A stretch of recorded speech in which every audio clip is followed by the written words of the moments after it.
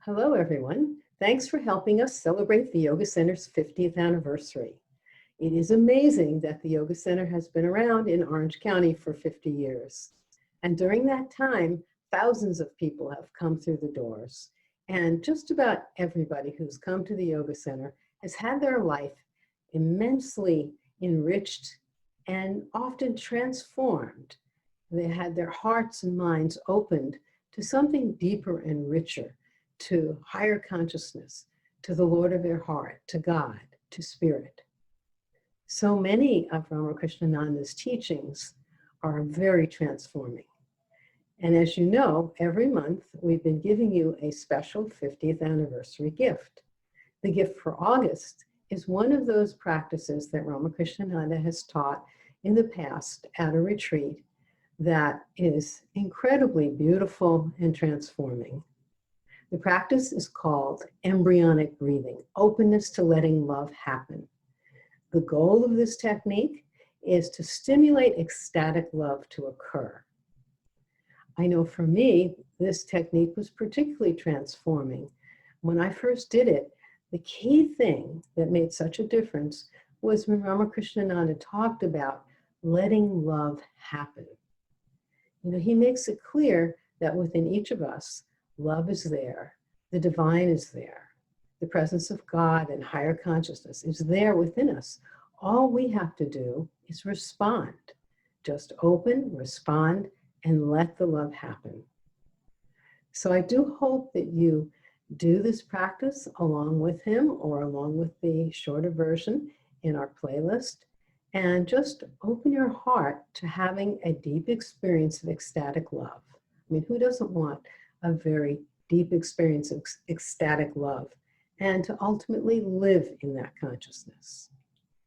So now I just hope that you spend some time, sit back, relax, listen to Ramakrishna Ananda talking about the technique. He talks in depth about where it can take you and as well as how to do it. So enjoy.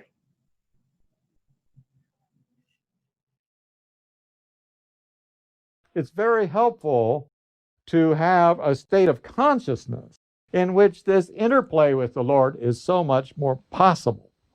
And I'd like to work on some mechanics that are partly physiological for being able to be in this state, this sweetness of life, in which this happens naturally and easily daily. So that's what I'd like to now turn to. This is an extraordinary practice. It's going to seem like, well, this doesn't seem extraordinary. He said it was extraordinary. But that's because it gets extraordinary at the end. It's not extraordinary at the beginning. It's kind of plodding and, fussing a bit. We have to plod and fuss in order to get there. So don't be ready to say, this is not extraordinary till later on. Later on, I doubt you'll be able to say that it's not extraordinary. You'll say, it is extraordinary after all. What a relief. It's very effective and primal. It's so basic. It just gets right into the matter so deeply and so ably. It's just really neat. It's a beautiful way to live in attunement with spirit and its gifts. It just takes some development. And it comes from Chinese yoga, from Qigong, which means practice in working with the Qi, the life force. The word Qi means prana. Yoga in China, pretty close. Yoga went over the mountain and became Chinese yoga. Went over the Himalayas. But the Chinese say, we had it first. And then the Indians say, we had it first. And that's an interesting one. But anyway, it's generally thought that it came over the mountains from India to China. We don't have to get into that. Let's say we're glad it happened, whatever it was. Okay. But it is subtle, and it involves the three dantians.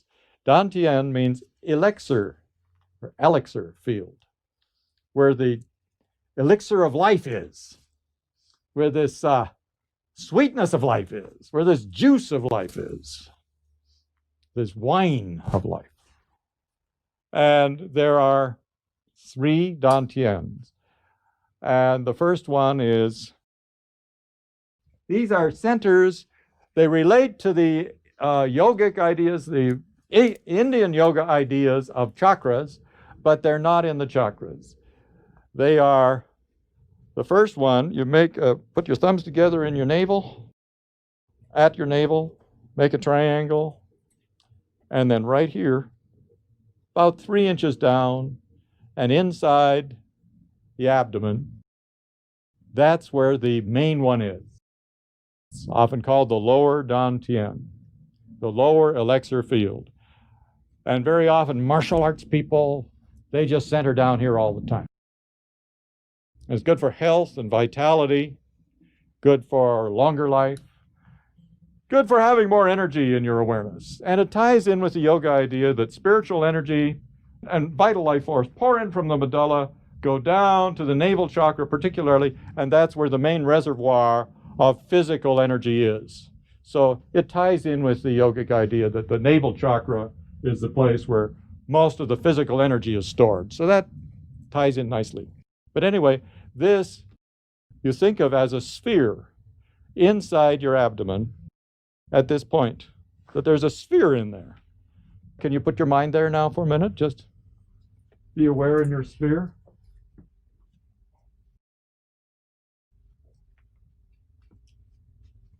Okay. And we're going to be doing some breathing with it and everything, but just that's the lower dantian, the lower elixir of life field. In other words, there's something really good and valuable there. Then there is the chest or heart dantian, and it's a sphere that's inside the chest. At the center of the chest, just go inside there and you think of another sphere in there. Sphere, a globe like a grapefruit.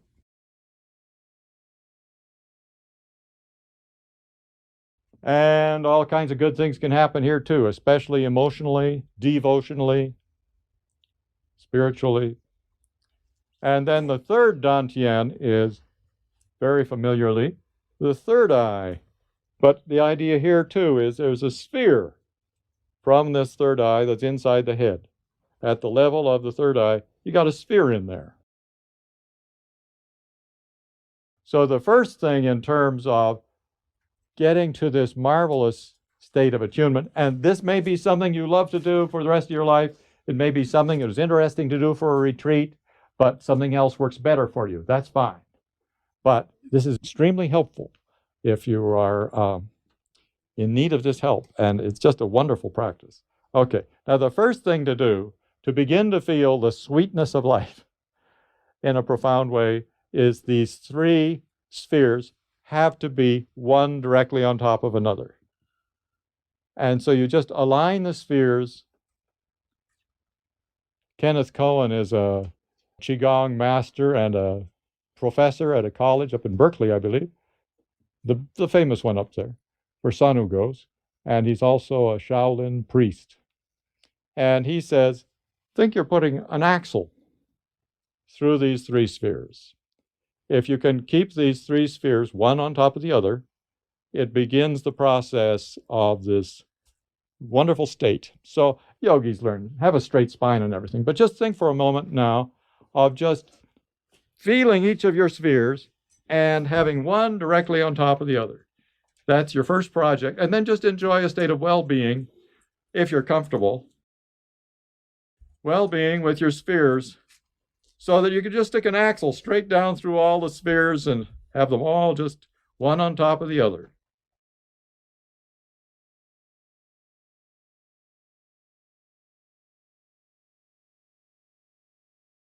You may want to make little adjustments because you may begin to feel these spheres.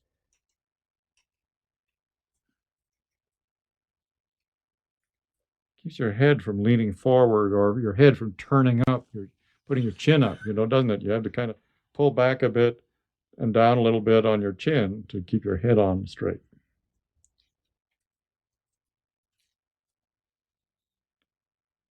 This is said to give you greater healing, to tranquilize the mind and the emotions, and also gives you a sense of vitality. So be open to these attributes as you do another minute or two of sphere alignment.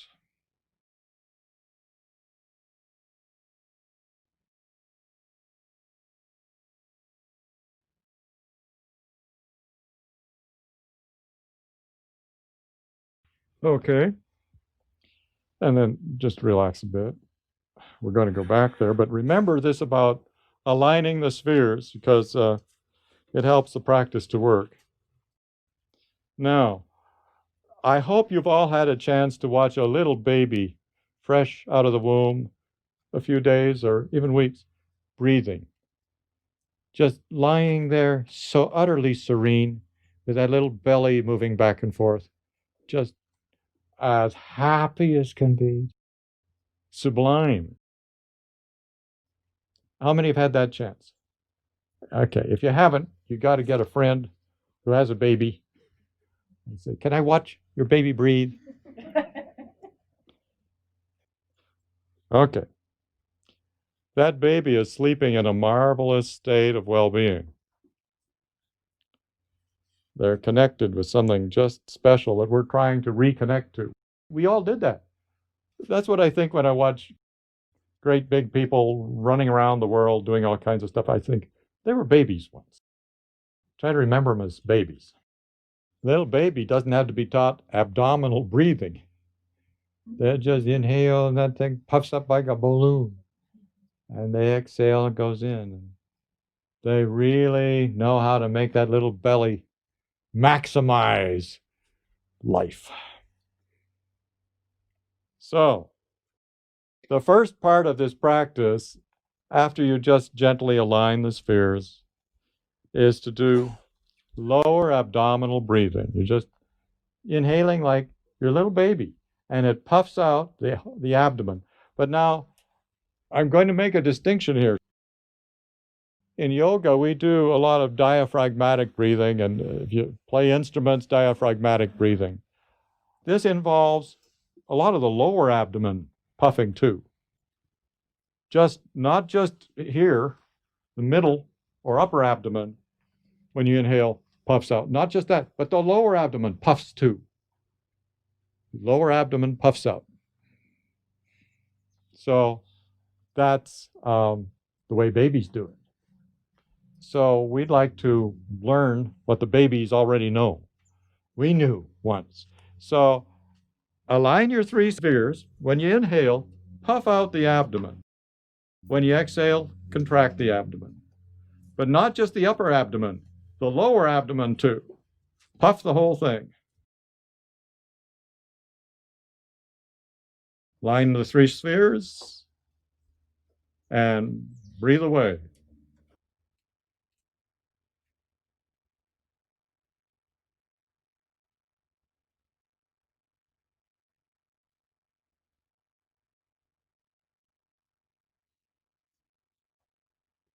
If you're in doubt whether you're doing it right, put your hands below your navel on your abdomen. And when you inhale, you should feel your hands going forward. Or you can even put them so when your fingers are touching, then you inhale, they pull apart. When you inhale, the belly fills up, the fingers come apart. Exhale, they come together again. But it's especially important that the lower abdomen be involved. Fill that balloon. Does anybody have any questions about this? Anybody have trouble doing it? Sometimes lying on the floor makes it easier. But the main thing is the lower abdomen's got to puff out. Chest is very still. We're not doing the chest breathing. Of course, we're filling the lungs. We're not filling the abdomen with air, but we're using the muscles and the nervous system there to puff out when we inhale. It's a diaphragm plus idea. Now, the next thing is this breath has to be further extended to be, as the babies know. When you inhale, you puff out the lower abdomen, and you keep inhaling till this is filled, and you even feel your back moving out a little bit. You feel it move up to your kidneys right here. Kidneys are right here. So you feel when you inhale that you're filling and puffing out the whole lower abdomen, including a little bit of your back puffs out near the back of the kidneys. You feel your back is puffing out. If you knew Steve Kamalian, he sang at our center years ago, a few times. It was just like he had an abdomen like bagpipes. He could just fill this whole thing up, and he'd had me put my hands on his back, because right back here he was filling up with air too. Same idea. The idea is when you inhale, the belly goes out, and then toward the end of the breath, even back of the kidneys and your back goes out a bit. You can put your hand there and feel the back is expanding too, blowing up. Okay, so that is the full breath we're talking about. We're talking about making the breath this big. Fills not just the upper abdomen, but the lower abdomen, and it fills it so much that then also the back area fills too. Little bit of the back, and you can feel the back puffing out a little bit. Okay, so get comfy and line up the 3 spheres. When you inhale, puff out the whole abdomen, and you'll just find there's a natural place where the back begins to puff out too. So filling the back too.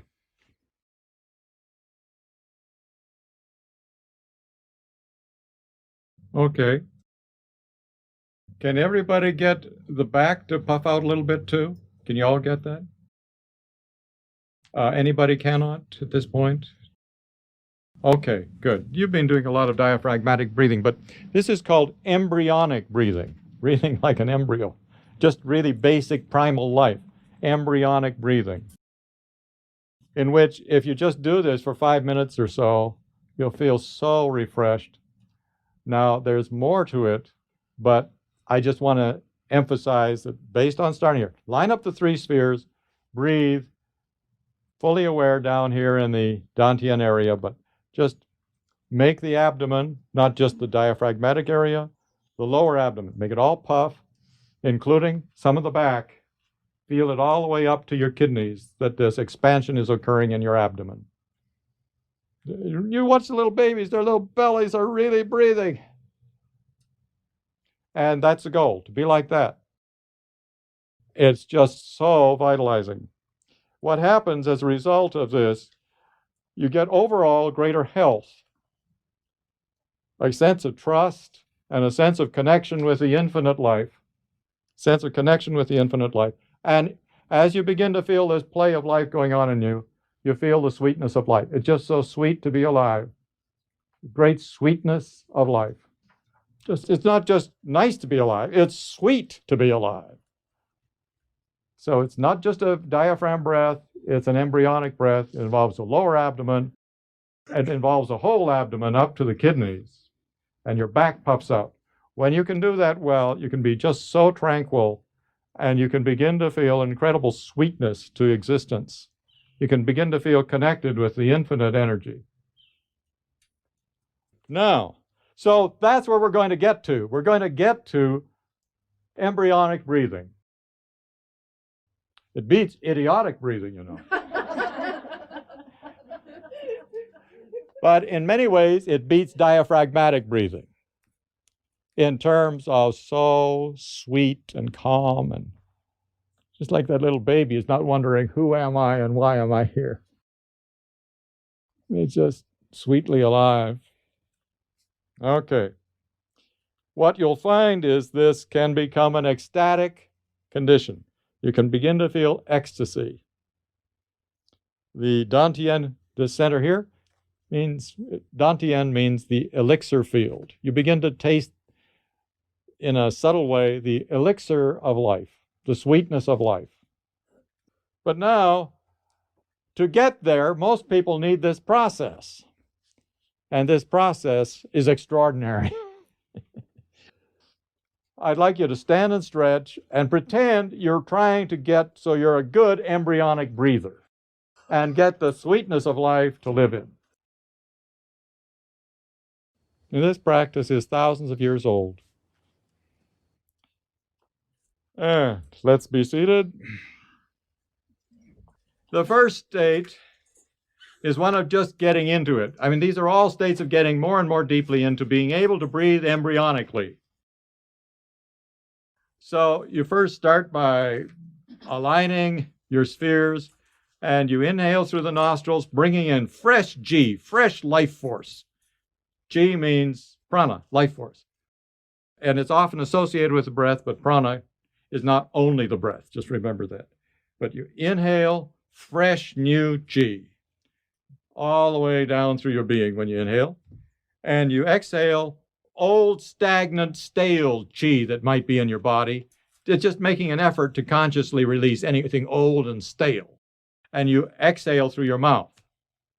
And you do 10 or 12 of these, inhaling with the attitude fresh, vital, wonderful, life-filled chi, life force, and exhaling old, stale stuff through the mouth. Inhaling through the nose, exhaling through the mouth. So normally you do 10 to 12 of those. We'll start on this. Line up your spheres. Inhale with it right out. It helps get your mind right. Inhale, fresh, vital chi. Exhale, stale, old chi.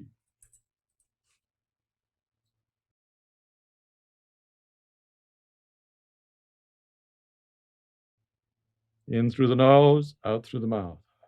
Please don't make so much noise with the exhalation that you disturb your neighbors.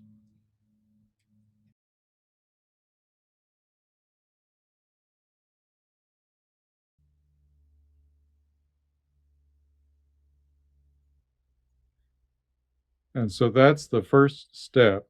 We'll do the noon prayer, but you could, if you want, do breathing in the embryonic way during this prayer.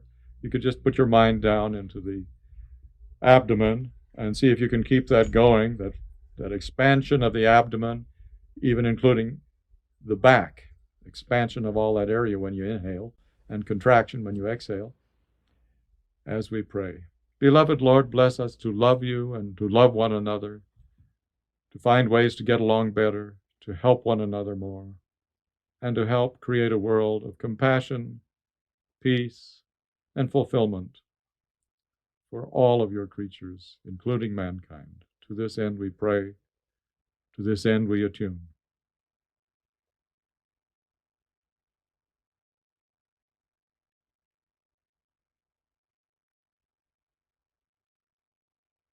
Dear Lord, love us so that we may love you more and more and more. Amen.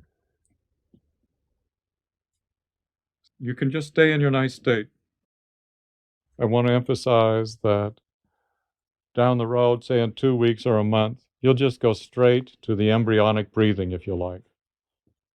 This is a process to help you get deeper into it, to make it more effective. But just straight embryonic breathing, you might just go right into it.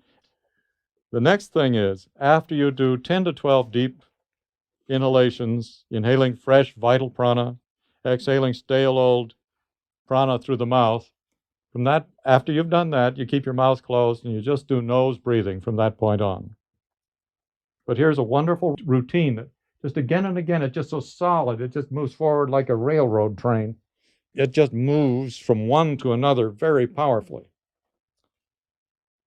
The next thing to do is to inhale chi with the feeling when you inhale it, it's coming straight into the heart sphere, the heart dantian, the heart elixir field. You feel that as you inhale, it goes here to the heart.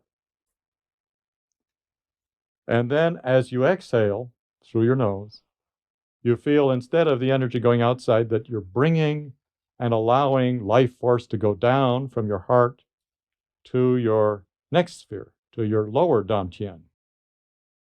Inhale vitality and life force energy into the heart. And when you exhale, while you do exhale through your nose, you feel that the energy, this fresh vital energy, is just settling down into the dantian where it stays.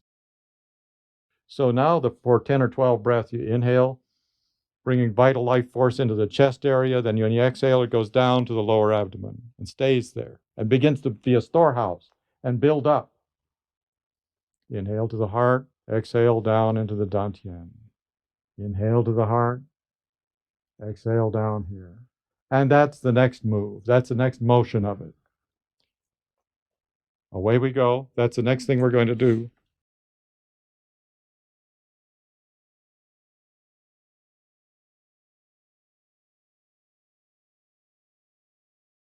Bringing in fresh, Qi, fresh vital life force, to the heart dantian.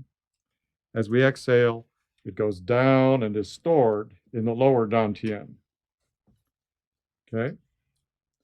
10 to 12 of these, or until I tell you the next step. Away we go. Line up the spheres.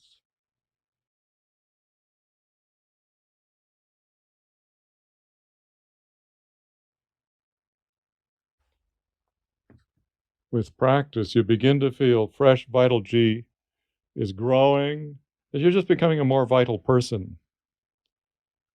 The next part is when you inhale, you feel the life force rises from the lower dantian, the lower sphere, to the heart sphere. And when you exhale, you feel the life force goes, the prana, the G, goes from the heart back down to the first sphere, the dantian, in the lower abdomen. So now it just comes up when you inhale to the heart, goes down below the navel when you exhale. Back and forth. Inhaling, it comes to the heart. Exhaling, it goes down below the navel. Inhale, comes up. And this puts life force and vitality into all the organs of the abdomen and chest. So now, why don't you do one the way you were doing it, Yin? You're inhaling to the heart, exhaling down to the lower dantian, do a couple of those. And then, when you're ready for the next stage, just come up to the heart and down to the lower dantian, just back and forth. Just get the idea of the transition, in other words. So do what you were doing before. You inhale to the heart, you exhale down into the lower dantian. Do that a couple times. You inhale to the heart, exhale down to the lower dantian. When you're ready, you change the next level. Up to the heart, down to the lower dantian.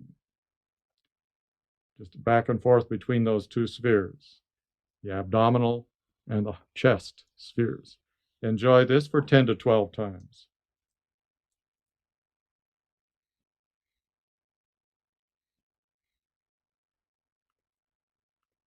Now continue what you're doing, but just let the life force stay in the lower dantian as you inhale and exhale, enjoying this breath. You don't count anymore. You don't do 10 or 12. You just let the life force stay in the lower dantian, filling up the bulb of the lower abdomen, including back of the kidneys.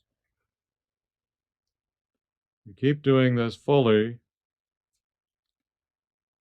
but you allow the breath when it wants to become slower, easier, smoother, and you just enjoy it. Maybe your breath wants to be vigorous, but gradually it becomes slow, easy, and smooth, and very enjoyable.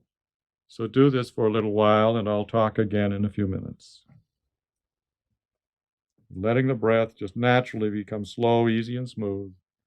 But the puffing, there is some puffing going on of the lower abdomen.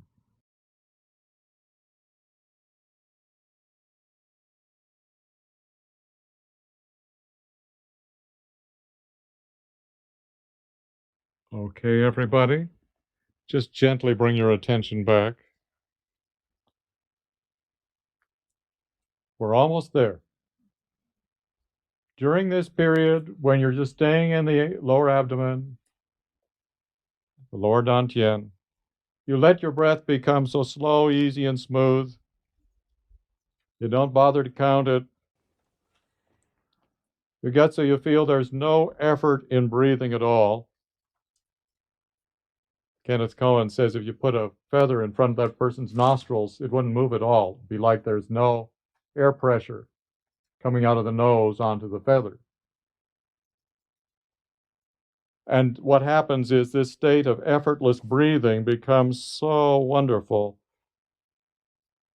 In other words, it's not just the abdominal breathing we're talking about. The embryonic breathing is when it becomes so effortless that you're in a higher state. You feel the sweetness of life Your mind is clear and vast. You feel connected to life itself. That's the embryonic state. That's embryonic breathing, when it becomes so beautiful, so pleasant, that you feel the sweetness of life. Your mind is clear and vast. You feel connected to life itself. So that happens after 5 to 10 minutes of staying down here and just letting the breath move the abdomen.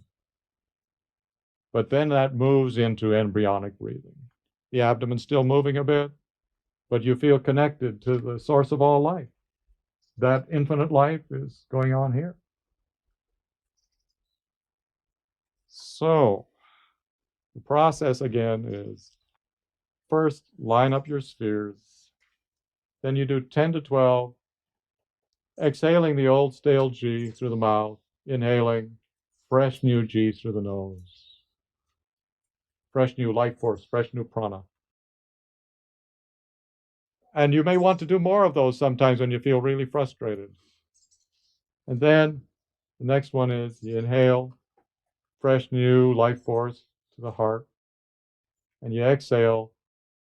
You let it fall. You let it just move down into the lower dantian, where it's stored up. You feel it's being stored up and developed there. So that's the next stage. Inhale to the heart, exhale to the lower dantian. Inhale to the heart, exhale to the lower dantian. That process is very valuable itself, very calming and soothing. The next one is, when you inhale, you come up from the lower dantian to the second dantian, to the heart dantian. So now you just come, on inhalation, you come up to the heart, exhalation down below the navel. Up, down, up, down. And then the next stage is you just stay down here. You don't count the breath, you just enjoy the process that's going down here, going on down here. And gradually you go into a nice state of consciousness. Feel the sweetness of life, your connection with life. You don't feel any effort whatever is going on in breathing. There's no effort in breathing. So today, I'd like you to either practice this technique and really get good at it, or live in a state of embryonic breathing. Just move about with breathing going on in the lower dantian. So either develop the technique, probably, if I were doing it, I'd really work on the technique first to be sure I got it. Then I'd work on this. But the goal today is embryonic breathing, not just diaphragmatic breathing. And as you do it, and as you feel this marvelous harmony that occurs, welcome the gifts from the higher levels of consciousness down into you and into your life. Just welcome those higher gifts down. And a great way to get connected so you can feel that is the embryonic breath. Bless your hearts. Have a wonderful day. Enjoy the sweetness of life. See if it's true. See if it's true. Make it a test. See if it's true. Hello again. I'm sure you really enjoyed listening to Ramakrishna Ananda talk in depth about embryonic breathing, openness to letting love happen. And if your heart's open and you're sitting in the glow of this technique, you may want to just continue to meditate for a while and let that love expand and expand. And also, when you come out of meditation, if your heart is just filled with that love and there's an openness, you may want to, since you're in your house, maybe just open your eyes and just move around a little bit and do a few things, letting that love move through you. It's a good practice to start getting comfortable with living in this state of consciousness. Of course, make sure that you thoroughly belum, after a while. You don't want to just stay out there like that, but just bring the energy back down. A few questions typically come up about this practice, so I thought I would just try to address them here. One question that often comes up is about when Ramakrishna Ananda says, make sure you do this very thoroughly, do it really well, and then make it part of your regular experience. So that's really important. Don't skip steps. I know there are a lot of steps to this practice, but each one is very important. So don't skip the steps and don't jump ahead. You know, just do it with love and consciousness, just with an openness. The idea is to just do it with an openness to letting that love occur. Do it very carefully and thoroughly. And after a while, just as you start to do the practice, your heart will start filling with love immediately. It will just start happening like that. So another question that often comes up is about lining up the spheres. At the beginning of the practice, he talks about lining up the 3 spheres, the one in your head, your heart, and your abdominal area. And so just sense that these 3 spheres are there, and as if there's a rod going straight down, just like your spine is really straight, that rod is going down. So the spheres are lined up over each other, because you don't want to have it kind of tilted to one side or the other side. It will help to allow the energy to move and allow the love to express through you. Remember, you don't want to be doing this practice mentally. The spheres are there and you line them up, but then you want to just let the energy move. The whole idea of this practice is an openness to letting that energy and that love move. So it is important to line up the spheres at the beginning, but then don't spend a lot of time thinking about them. So another question that often comes up is, do you have to be in a seated position to do this practice? And it's always best when you do any meditative practice if you can sit with your spine straight and not leaning against anything. However, with this practice, you know, if that's not comfortable, you can be in any comfortable position. You could be lying down, sitting in an easy chair. You could do it in any particular position you like. You will experience the love because the love is there. You're just open to it happening. But always, you know, in that seated position with a straight spine, it just encourages the energy to move in a very dynamic way. One other question that often comes up is, oh, I like the last part, but I don't like the first part. So can I just jump down there and do that? And, you know, the answer to that is you're missing the whole technique then. So with this practice, it is important to go through right from the beginning, to not jump ahead to the end. Even if you've been doing yoga for a while and you feel like you already have a lot of love stirring in your heart, you can have a lot more. It can be even more ecstatic if you go through point by point, going all the way to the end. Spend some time in each of the places where you need to pause. And, you know, when it's at the end of the practice, you can stay as long as you want. So those are some of the questions that typically come up. And I know that you're going to enjoy making this a part of your life because it's so beautiful and so transforming and has helped so many people. So enjoy this. Certainly enjoy it throughout August since it's part of our August anniversary gift, but you know, make it a part of your life after that. Enjoy. Enjoy.